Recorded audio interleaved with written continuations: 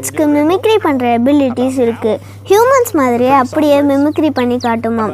பேரட்ஸோட த்ரோட்டில் சிரிங்ஸ்னு ஒரு ஆர்கன் இருக்குது. இந்த ஆர்கன் மூலமாக தான் பேரட்ஸால் வைட் ரேஞ்ச் ஆஃப் சவுண்ட்ஸை ப்ரொடியூஸ் பண்ண முடியுது. எல்லா பேரட்ஸாலையும் மிமிக்ரி பண்ண முடியாது.